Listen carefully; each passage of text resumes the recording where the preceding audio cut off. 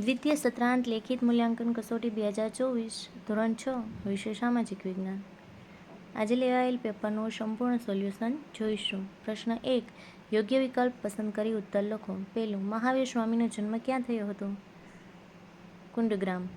બીજું, ગૌતમ બુદ્ધે સૌ પ્રથમ ઉપદેશ ક્યાં આપ્યો હતો? સારનાથમાં. ત્રીજું, વલ્લમાનની પુત્રીનું નામ શું હતું? પ્રિયદર્શિની. ચોથું, ગૌતમ બુદ્ધનું બાળપણનું નામ શું હતું? સિદ્ધાર્થ. પાંચમું, જૈન ધર્મમાં કુલ કેટલા તીર્થંકરો થયા? 24. છઠ્ઠું, મહાવીર સ્વામીની માતાનું નામ શું હતું? ત્રિશલા દેવી. સાતમું, જ્ઞાન પ્રાપ્તિ બાદ બુદ્ધ ક્યાં ગયા હતા? સારનાથ. આઠમું, ગૌતમ બુદ્ધ કઈ જગ્યાએ નિર્વાણ પામ્યા? કુશીનારા. પ્રશ્ન 2. અ. ખાલી જગ્યા પૂરો.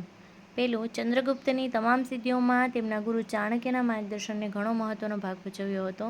બીજું, અશોકે મહેન્દ્ર અને સંઘમિત્રાને બૌદ્ધ ધર્મના પ્રચાર માટે શ્રીલંકા સિલોન મોકલ્યા હતા. ત્રીજું, અશોકના મોટાભાગના અભિલેખોની ભાષા બ્રાહ્મી હતી.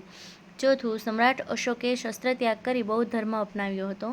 પાંચમું, ચંદ્રગુપ્તની બહાદુરીથી પ્રભાવિત થઈ સેલ્યુકસે પોતાની પુત્રી હેલેનાને ચંદ્રગુપ્ત સાથે પરણાવી. છઠ્ઠું, ચંદ્રગુપ્તના અવસાન બાદ તેનો પુત્ર બિંદુસાર મગધની ગાદીએ આવ્યો. સાતમું, અશોકનો શિલાલેખ ભારતના ગુજરાત રાજ્યમાં આવેલ છે. આઠમું, ચાણક્ય દ્વારા લખાયેલ કૌટિલ્ય ગ્રંથમાંથી આર્થિક વ્યવસ્થા અંગેની માહિતી મળી રહે છે. પ્રશ્ન 2. બ. વિધાનો ખરા છે કે ખોટા તે જણાવો. પહેલું, શ્રી ગુપ્ત વંશનો સ્થાપક હતો. ખરું. બીજું, ગુપ્ત યુગને ભારતનો સુવર્ણયુગ કહેવામાં આવે છે. ખરું. ત્રીજું, ચંદ્રગુપ્ત પ્રથમના પુત્રનું નામ સૂર્યગુપ્ત હતું. તો તેમાં આવશે ખોટું, સમુદ્રગુપ્ત હતું. ચોથું, સમુદ્રગુપ્ત મહાન વિજેતા અને સંસ્કારી સમ્રાટ હતો. ખરું. પાંચમું, અમરકોશના રચયિતા અમરસિંહ હતા. ખરું. છઠ્ઠું, ગુપ્ત યુગમાં રાજા કુલ ઉત્પાદનનો 8મો ભાગ તરીકે લેતા. ખોટું, છઠ્ઠા ભાગ તરીકે લેતા. સાતમું, ગુપ્ત યુગમાં હિન્દુ ધર્મ અને સંસ્કૃતિ પૂર્ણ કળાએ ખીલેલી હતી. ખરું. આઠમું, પુલકેશી બીજાએ 100 વર્ષ જેટલા લાંબા સમય સુધી શાસન કર્યું હતું. ખોટું, 40 વર્ષ સુધી શાસન કર્યું હતું. પ્રશ્ન 3. ટૂંકમાં જવાબ લખો. પહેલું, વૈદિક સાહિત્ય વિશે ટૂંકમાં જણાવો. તો તેનો જવાબ આવશે, વૈદિક સાહિત્યની શરૂઆત વેદકાળમાં વેદોની રચનાથી થઈ હતી. વેદો 4 છે: ઋગ્વેદ, યજુર્વેદ, સામવેદ અને અથર્વવેદ. વેદોને સમજવા માટે બ્રાહ્મણ ગ્રંથો અને આરણ્યકોની રચના કરવામાં આવી. તેમાં શતપથ બ્રાહ્મણ, ગોપદ બ્રાહ્મણ અને બૃહદારણ્ય સૌથી મહત્વના ગ્રંથો છે. આ ઉપરાંત ઉપનિષદો, પુરાણો, સ્મૃતિઓ વગેરેનો સમાવેશ વૈદિક સાહિત્યમાં થાય છે. બીજું, તક્ષશિલામાં કયા કયા વિષયોનું શિક્ષણ આપવામાં આવ્યું હતું? તો તેમાં આવશે તક્ષશિલામાં નીતિશાસ્ત્ર, સંસ્કૃત, વ્યાકરણ, ખગોળ અને જ્યોતિષ, હિન્દુ ધર્મ અને દર્શન વગેરે વિષયોનું શિક્ષણ આપવામાં આવતું હતું. ત્રીજું, પ્રાચીન સમયમાં કયા પાકોની ખેતી થતી હતી? તેમાં આવશે પ્રાચીન સમયમાં ઘઉં, જવ, ડાંગર, જુવાર, બાજરી, તલ, વટાણા વગેરે પાકોની ખેતી થતી હતી. ચોથું, પ્રાચીન ભારતમાં ખેતી કરવા સિંચાઈ માટે કેવી વ્યવસ્થા કરવામાં આવતી? તો તેમાં આવશે પ્રાચીન ભારતમાં ખેતી કરવા સિંચાઈ માટે નહેરો, કૂવા, તળાવો તથા કૃત્રિમ જળાશયોની વ્યવસ્થા કરવામાં આવતી. પાંચમું, લલિત કલામાં શેનો સમાવેશ થાય છે? તો તેમાં આવશે લલિત કલામાં ચિત્ર, સાહિત્ય, સ્થાપત્ય, સંગીત, માટીકલા વગેરેનો સમાવેશ થાય છે. છઠ્ઠું, સ્તૂપ એટલે શું? 2 ઉદાહરણ લખો. તો તેમાં આવશે સ્તૂપ એટલે નાના ગુંબજ આકારનું સ્થાપત્ય. તેના ઉદાહરણમાં સાંચીનો સ્તૂપ, લુંબિનીનો સ્તૂપ અને સારનાથનો સ્તૂપ આવશે. પ્રશ્ન 4. અ. ટૂંકમાં જવાબ લખો. પર્વત એટલે શું? તેના મુખ્ય પ્રકારો કેટલા છે?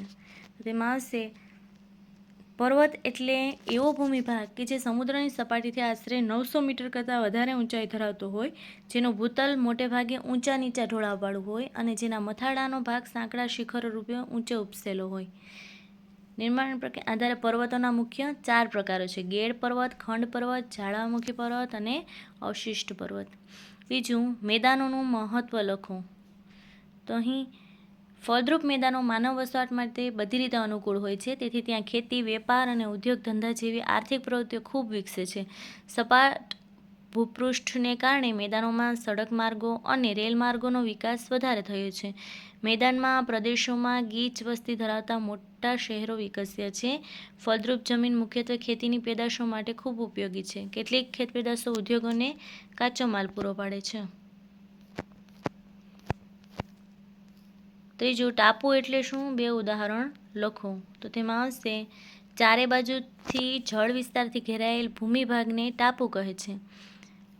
તેમાં ઉદાહરણમાં આવશે લક્ષદ્વીપ અને અંદામાન અને નિકોબાર ટાપુ.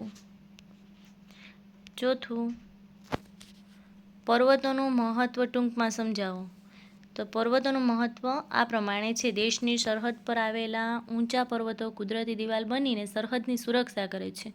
પર્વતોના વિશિષ્ટ સ્થાનની આબોહવા પર નોંધપાત્ર અસર થાય છે. દાખલા તરીકે હિમાલય પર્વત શિયાળામાં ઉત્તર તરફથી ફૂંકાતા હિમ જેવા ઠંડા પવનોને અટકાવી ઉત્તર ભારતને અતિશય ઠંડી સામે રક્ષણ આપે છે. પર્વતો ભેજવાળા પવનોને આગળ વધતા અટકાવે છે અને વરસાદ લાવવામાં ઉપયોગી નીવડે છે. પર્વતો નદીઓનું ઉદ્ગમ સ્થાન છે. નદીઓ દ્વારા ફળદ્રુપ મેદાનો રચાય છે. ભારે વરસાદવાળા ઊંચા હિમાચ્છાદિત પ્રદેશમાંથી બારેમાસ વહેતી નદીઓ સિંચાઈ, જળવિદ્યુત, મત્સ્ય ઉદ્યોગ અને વહાણવટા માટે ઉપયોગી બને છે. કેટલાક પર્વતોમાંથી અનેક પ્રકારના ખનિજો મળી આવે છે. પર્વતો જંગલ સંપત્તિ અને પ્રાણી સંપત્તિના ભંડાર છે. પર્વતો ઉપર ઊંચાઈએ આવેલા કેટલાક સ્થળો હવા ખાવાના સ્થળો તરીકે ઉપયોગી બને છે. પ્રવાસન ઉદ્યોગ, ચલચિત્ર ઉદ્યોગ અને પર્વતારોહકો માટે પર્વતો આશીર્વાદરૂપ છે. વિશ્વની કુલ વસ્તીના 10મા ભાગની વસ્તી માટે પર્વતો રહેઠાણનું સ્થાન છે. 5મું, ભૂમિ સ્વરૂપ કોને કહેવાય? ભૂમિ સ્વરૂપ એટલે ભૂપૃષ્ઠના વિવિધ રૂપો. સમુદ્રની સપાટીથી જુદી જુદી ઊંચાઈએ આવેલા વિશિષ્ટ આકાર અને ઢોળાવવાળું ભૂપૃષ્ઠ ધરાવતા ભાગને ભૂમિ સ્વરૂપ કહેવામાં આવે છે. 6થું, અખાત એટલે શું? તેના ઉદાહરણ લખો. તેમાં આવશે, ત્રણેય બાજુથી ભૂમિથી ઘેરાયેલ હોય તેવા જળ વિસ્તારને અખાત કહે છે. તેના ઉદાહરણમાં ખંભાતનો અખાત અને કચ્છનો અખાત. પ્રશ્ન 4બ, ભારતના નકશામાં નીચેની વિગતો દર્શાવો. તો અહીં હિમાલય, પૂર્વ ઘાટ, અરબ સાગર, ગંગાનું મેદાન, હિન્દ મહાસાગર અને ભારતીય મહામરુસ્થળ અહીં આ પ્રમાણે દર્શાવવાનું છે. અહીં પશ્ચિમ હિમાલયથી પૂર્વ હિમાલય આખો હિમાલયનો ભાગ છે. આ પ્રમાણે નકશામાં દર્શાવવાનું છે. પ્રશ્ન 5, આપેલ બાબતોની રૂટ સંજ્ઞાઓ દોરો. તો રૂટ સંજ્ઞાઓ જંગલ, પોસ્ટ ઓફિસ, રેલમાર્ગ, નકશાની ઉત્તર દિશા, શહેર અને નદી આ પ્રમાણે દોરવાનું છે. પ્રશ્ન 6, જોડકા જોડો. પહેલું, ગ્રામ કક્ષા, તેમાં આવશે ગ્રામ પંચાયત. બીજું, તાલુકા કક્ષાએ તાલુકા પંચાયત. ત્રીજું, જિલ્લા કક્ષાએ જિલ્લા પંચાયત. ચોથું, ટીડીઓ તાલુકા વિકાસ અધિકારી અને ડીડીઓ જિલ્લા વિકાસ અધિકારી. પ્રશ્ન 7, ટૂંક નોંધ લખો. મહાનગરપાલિકાના કાર્યો. મહાનગરપાલિકાના મુખ્ય કાર્યો નીચે પ્રમાણે છે. જાહેર સ્વચ્છતા અને જાહેર આરોગ્યની જાળવણી કરવી, શહેરના લોકોને પીવાનું ચોખ્ખું પાણી પૂરું પાડવું, ગંદા પાણીના તેમજ વરસાદના પાણીના નિકાલ માટે ગટર યોજનાની વ્યવસ્થા કરવી, શહેરમાં સાફ સફાઈ કરાવવી તેમજ ગંદા કચરાનો નિકાલ કરવો, પાકા રસ્તાઓ તૈયાર કરાવવા, સમરાવવા અને તેમને સ્વચ્છ રાખવા, શહેરના રસ્તાઓ પર દીવાબત્તીની વ્યવસ્થા કરવી, પ્રાથમિક શિક્ષણનો પ્રબંધ કરવો, આગ બુઝાવવા માટેનું તંત્ર ઊભું કરવું, જન્મ મરણ તેમજ લગ્નની નોંધ રાખવી, ખાદ્ય સામગ્રીમાં થતી ભેળસેળ અટકાવવી, જાહેર દવાખાના, ઇસ્પિતાલો, પુસ્તકાલય, ક્રીડાંગણો, બાગ બગીચા વગેરે બાંધવા અને તેમનું સંચાલન કરવું. બીજું છે લોક અદાલત. આર્થિક રીતે ગરીબ અને સામાજિક રીતે પછાત વર્ગની વ્યક્તિઓ તથા કુદરતી આપત્તિઓનો ભોગ બનનાર વ્યક્તિઓ કોઈપણ કારણોસર ન્યાય મેળવવામાં વંચિત ન રહે તે હેતુથી લોક અદાલતો સ્થાપવામાં આવે છે. લોક અદાલત એ તકરાર નિવારવા માટેનો શ્રેષ્ઠ વિકલ્પ છે. કોઈની ન હાર અને કોઈની ન જીત એ રીતે લાંબા સમયથી પડતર રહેલા કેસોનો નિકાલ લોક અદાલતમાં કરવામાં આવે છે. તેમાં કેસ દાખલ કરવા માટે પક્ષકારોને કોઈ ખર્ચ કરવાનો હોતો નથી. લોક અદાલતમાં બંને પક્ષોને સંતોષકારક અને સમાધાનકારી રીતે ન્યાય આપવામાં આવે છે. લોક અદાલતનો નિર્ણય બંને પક્ષકારોને માન્ય રહેતા વિવાદનો અંત આવે છે. બંને પક્ષકારોને ન્યાય મળતા નાણાં અને સમયનો બચાવ થાય છે. ગુજરાતના જિલ્લાઓમાં ગુજરાત કાનૂની સેવા સત્તામંડળ, ગુજરાત હાઈકોર્ટ, અમદાવાદ દ્વારા કાયમી લોક અદાલતોની સ્થાપના કરવામાં આવી છે. કાયમી લોક અદાલતોમાં કેસ દાખલ કરવા માટે અથવા કોઈ કાર્યવાહી કરવા માટે કોઈ કોર્ટ ફી ભરવાની હોતી નથી. ત્રીજું છે ગ્રામસભા. ગ્રામ પંચાયતના કાયદા મુજબ નક્કી થયેલા કામો કરવા માટે દરેક ગામમાં ગ્રામસભા હોય છે. ગ્રામ પંચાયતની ચૂંટણી પછી અગાઉથી જાણ કરીને ગ્રામસભાની બેઠક યોજાય છે. ગામના પુખ્ત વયના બધા જ મતદારો ગ્રામસભાના સભ્યો હોય છે. તેઓ ગ્રામસભામાં હાજર રહી મત આપી શકે છે તેમજ કોઈ પણ દરખાસ્ત કરી શકે છે. ગ્રામસભા ગામડાની ધારાસભા છે. ગ્રામસભાની સામાન્ય સભા વર્ષમાં ઓછામાં ઓછી 2 વાર ફરજિયાત મળવી જોઈએ. ગામના સરપંચ ગ્રામસભાના અધ્યક્ષ હોય છે. ગ્રામસભાની બેઠકોમાં ગામમાં ફરજ બજાવતા સરકારી કર્મચારીઓ, તાલુકા અને જિલ્લા કક્ષાના અધિકારીઓ હાજર રહે છે. ગ્રામસભામાં ગ્રામ પંચાયતે કરવાના વિકાસના કામોનો અગ્રતાક્રમ નક્કી કરવામાં આવે છે. આ ઉપરાંત ગામના પ્રશ્નો જેવા કે ગામના રસ્તાઓ, પીવાનું સ્વચ્છ પાણી, ગ્રામ સફાઈ, દીવાબત્તી, પ્રાથમિક શિક્ષણ, આરોગ્ય વગેરેની પણ ચર્ચા કરવામાં આવે છે. સભાનો ઉદ્દેશ સિદ્ધ કરવા માટે દરેક ગ્રામજને ગ્રામસભામાં અવશ્ય હાજરી આપવી જોઈએ. ગ્રામ પંચાયતનો પારદર્શક વહીવટ કરવા માટે ગ્રામસભામાં ગામના પ્રશ્નો અને વિકાસના કામોની ચર્ચા કરવી જોઈએ. ચોથું છે ગ્રામ પંચાયતની આવકના સાધનો જણાવો. તો ગ્રામ પંચાયતની આવકના સાધનોમાં મિલકત વેરો, પાણી વેરો, દુકાન વેરો, સફાઈ વેરો, દીવાબત્તી વેરો વગેરે વેરાઓ. બીજું રાજ્ય સરકાર અને કેન્દ્ર સરકાર તરફથી મળતું અનુદાન. ત્રીજું તાલુકા પંચાયત અને જિલ્લા પંચાયત તરફથી મળતી મદદ. ચોથું ગામ લોકો તરફથી દાન તરીકે મળતી રકમો. અને પાંચમું છાણ, ખાતર અને સૂકા વૃક્ષોના વેચાણથી થતી આવક. પ્રશ્ન 8, 1-2 વાક્યમાં જવાબ લખો. પહેલું, રોડ ઉપર કયા કયા રોજગાર કરતા વ્યક્તિ જોવા મળે છે?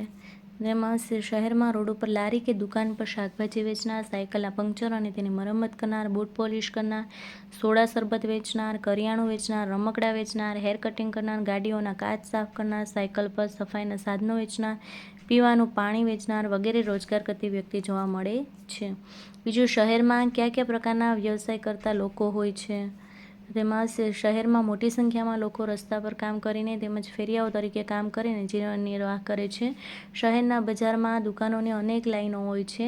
તેમાં દુકાનદારો, સેલ્સમેનો અને અન્ય કર્મચારીઓ કામ કરીને ગુજરાન ચલાવે છે. શહેરમાં હજારો વ્યક્તિઓ છૂટક મજૂર તરીકે કામ કરીને ગુજરાન ચલાવે છે. શહેરમાં ઘણા લોકો ફેક્ટરીઓમાં કામ કરીને ગુજરાન ચલાવે છે. શહેરમાં ઘણા શિક્ષિત લોકો શાળા કોલેજોમાં શિક્ષણ આપવાનો વ્યવસાય કરે છે તેમજ નાની મોટી ઓફિસોમાં વિવિધ પ્રકારના વ્યવસાય કરીને જીવન નિર્વાહ કરે છે. ત્રીજું, તમારા વિસ્તારમાં કઈ કઈ દુકાનો આવેલી છે? તો તેમાં આવશે અમારા વિસ્તારમાં કપડાં, સોડા શરબત, કરિયાણાની, સાયકલના પંક્ચર સાધનની, વાસણ વગેરે દુકાનો આવેલી છે. ચોથું, પશુપાલન માટે કયા કયા પ્રાણીઓ ઉપયોગી છે?